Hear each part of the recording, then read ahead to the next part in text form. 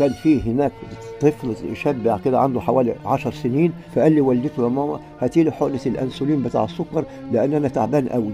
قالت له يا ابني لو جبت لك حقنه الانسولين ولادك اخواتك مش هيتعشوا، يا دوبك الفلوس اللي هنا على قد الطعميه والعيش بتاع العشاء. فالولد طلع فوق السطوح وحرق نفسه وهو بيموت، بيقول لها يا ماما انا عملت كده علشان اوفر لاخواتي حق الانسولين اللي انا باخده. قالت عادي لما قالوا لي قالت لقيته بيتحرق، جبت بطانيه ولفته فيها وخدته في حضني ومات وهو في حضني. الموضوع ده حطم حياتي.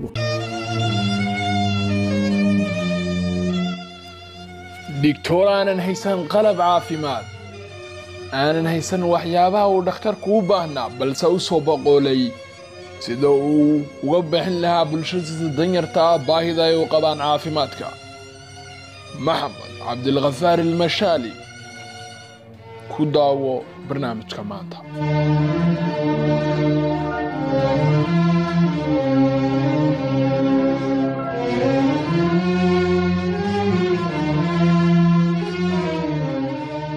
maxamed cabdulghafaar mashaali oo loo goran og yahay dhakhtarka masaakiinta waxa uu ku dhashay magaalada Masar sanadii 1944 gaar ahaan xaafadda loo yaqaano muxaafadatul Baxriya.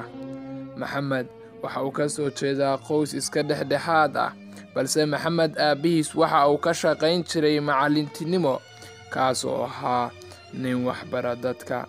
maxamed xilligiisii waxbarasho waxa uu ku soo qaatay magaalada Masar.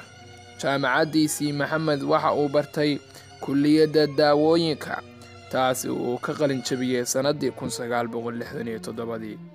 Dr. maxamed sidaas oo ay ahayd waxa uu ku takhasusay xanuuno fara badan kuwaas oo ay ka mid yihiin alxumiyaat والأمراض الباطنة.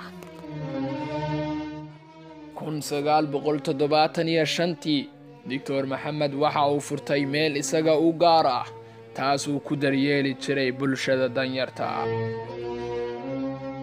دكتور محمد مشالي ayaa daaweynayay masaakiinta 50 sano si lacag la'aan ah xaruntiisa caafimaad ee Tanta Masar. wuxuuna xitaa siin jiray lacago ay ku iibsadaan daawooyin. boqolaal bukaan ah ayaa maalin walba saf ugu jira xaruntiisa caafimaad. دكتور محمد waxa uu shaqayn jiray 10 saacadood maalintii laga bilaabo 9 subaxnimo ilaa 9 fiidnimo si uu u daaweeyo tirada ugu badan ee dadka.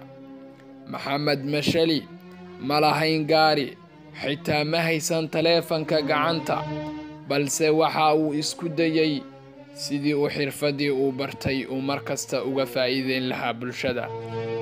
qalin jabintaydii kadib waxaan ogaaday in aabbahay uu ii huray qarashkii daawadiisa si aan dhakhtar u noqdo.